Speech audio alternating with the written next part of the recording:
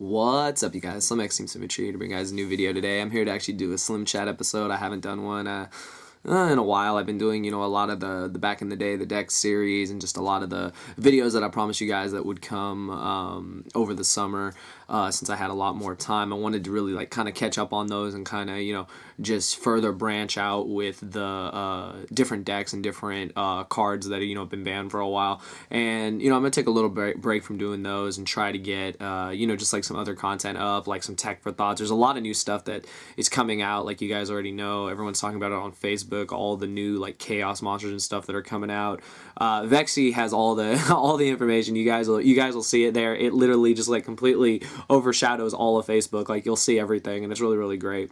But today's episode, I was thinking, what could I really talk about? What could I, convey to you guys? We're not that far from Nationals, and I've already, talked about how I feel Nationals is going to go, how I feel Nationals is going to play out, and, what the top 3 decks are. I've already, I don't need to repeat it, but it's you guys know that, Dragons, Prophecy, Evilsworn are the top 3, most played decks right now, and I mean, that's just, if you go anywhere, you'll see that. You'll see some, different decks top here and there, like Constellars and, there was a Chaos Dragons that topped, I think it was Finland or something. I was just looking as the lists were being uploaded, and it was just really cool to see different decks, different variations of the decks. But I think what I really want to talk about is that I've noticed that in Yu-Gi-Oh, it's a very common thing is that history often repeats itself. You guys have heard, I'm sure, heard that term somewhere in school or just out in the everyday world, that history repeats itself. And I feel that Yu-Gi-Oh! It's kind of the same way. And I say that because everyone has been comparing Elemental Dragons to, to the Teledad format, to where everyone was playing that deck. And basically, you either drew better or you played better than your opponent to win. And, that's very true. And I feel that it's kind of the same thing as that, in that retrospect, there's decks that can also, combat the quote-unquote best deck of the format. A lot of people were got mad at me and said, why are you running Elemental Dragons? Why did you join the bandwagon? All this stuff. For people who didn't know, I actually really like dragons. In general, I really like dragons. I like, my whole thing is I like dropping big monsters and, just controlling the board with big monsters. I did play Chaos Dragons. I really did like Chaos Dragons. It was actually because of my little sister, Star Strike Duelist, ended up playing Chaos Dragons. So, I mean, there's a lot of reasons why I enjoy, dragons. And then, when Evilsworn came out, I put down Chaos Dragons. And then with the release of Elemental Dragons, I was fortunate enough to be able to come up on the deck. And, that is one of the reasons why I play it. I mean, a lot of people are going to say you only play it because it's the best deck. That's true in one sense, but it can be false in another, because I've done a lot of testing. I've watched a lot of testing to learn the deck, to learn the combos and everything. And I gotta be straight up honest, you guys. Prophecy, can shit on that deck. Literally, just can turn... Game 1 can just literally shit on you if you don't... if you don't have an out, you probably lost. If they resolve Judgment Day, get a +4, get Jowgen on the board, get Kaiko on the board, whatever... you probably lost, because 6 cards, you really hope to have a blaster play to kill Jowgen. You hope that they don't have another spellcaster or something so that, they can't resolve Fate. But I mean, a lot of times you're not going to have it, and then they're just going to lock you down. And, if they have Kaiku, Jowgen, they resolve the Fate, you really don't have an out, unless you have a breakthrough skill, you have something. But at the same time, there's a spellcaster on the board, so, you kind of need Dark Hole, and, if they Wisdom or something, you can be in a really bad bind. You can really lose, fast. And I've noticed that, Prophecy is definitely, I think, one of probably the most consistent deck in the game right now. I've been talking to a lot of my friends, a lot of players, and just saying, that deck is just, off the wall consistent. I mean, sometimes you'll get bad hands. Sometimes you'll get unplayable hands. But, I mean, you got 3 Blue Boy, you got, the 3... Secrets, you have 3 Judgment Days. I mean, it's pretty damn consistent. So, that's one thing I've been noticing, is that it's just, that's a really, really good deck. And I've been noticing on other things is that Evilsworn is really I kind of call it the MVP of the format, because it's kind of just it's going to creep up and it's going to destroy you, literally.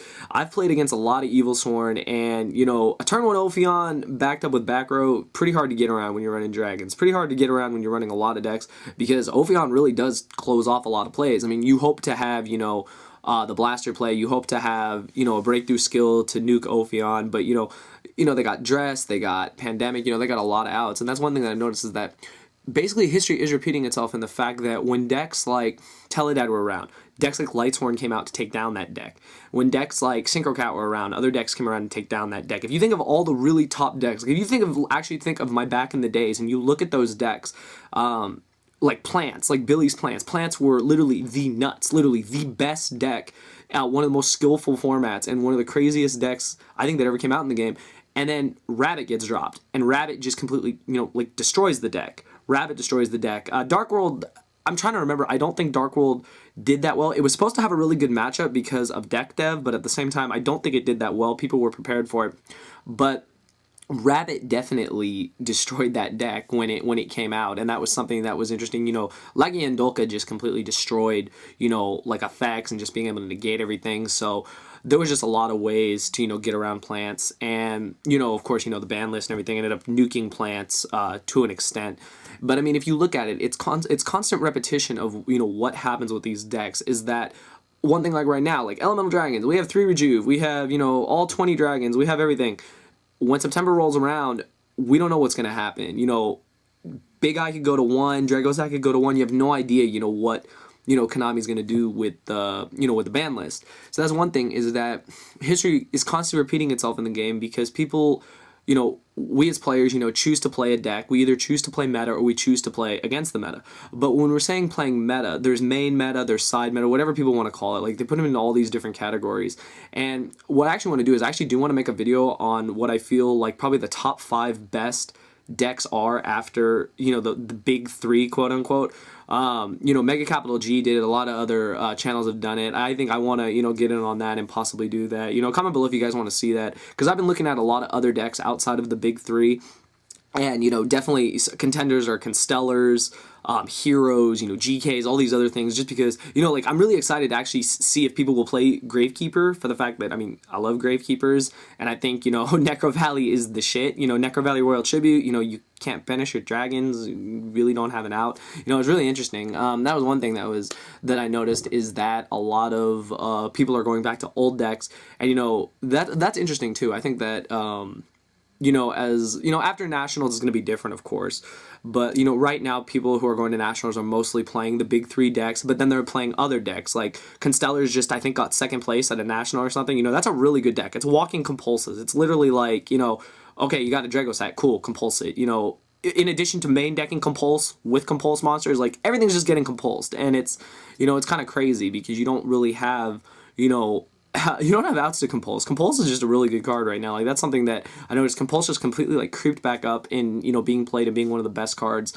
And that's what I kind of like about the game at the point right now, is that a lot of cards, are circulating in and out. A lot of cards that were being played before are no longer being played. Cards like Deep Prison aren't being played as much anymore. Cards like Bottomless are starting to fall off, but I think people are still playing Bottomless just for the fact that it does remove Dragossack. It can do stuff like that. It just depends, I guess, depending on what deck people play. And, it's just really interesting to see, as the format progresses, as Nationals approaches, kind of have an idea of what's going to happen. And then, after that, we're going to get a new set, we're going to get a bunch of new things, and then, the ban list is going to happen, and then we're going to be starting all over again. It's just like an ongoing cycle of what deck is going to be the best. Like, last format, Water was clearly the best deck. Won almost every, like, as soon as it, like, got released, Modern Mermail ended up winning, like, I don't even remember how many YCSs it was, how many times I recorded the winner, and it was Mermail, and I know a lot of people just, they didn't care for that, but, that was the outcome. Now, the same thing is happening where all that people are seeing at first place is either Prophecy, Evil Sworn, or Elemental Dragons. And I mean, Nationals, we don't even know. Nationals last year was won by windups. Everyone thought Macro Rabbit or Chaos Dragons were going to take it. It ended up being windups. So at the same time, everyone thinks, Elemental Dragons, Prophecy, Evil Sworn, one of those decks is going to win Nationals. It could happen, it could happen, it could not happen. Something could creep up and, win Nationals out of nowhere. I'm pretty sure, those 3 decks will top. That's just, based on how many players I'm sure are going to play one of those 3 decks. But you can't count out the decks that that aren't mentioned. And that's why I kind of feel like I want to make that video, as I've seen a lot of, channels are doing that. And I really like that idea. It's just giving me time, looking to other decks and looking to, decks that are really fun. Like, I mean, I play Elemental Dragons, and I think it's really fun.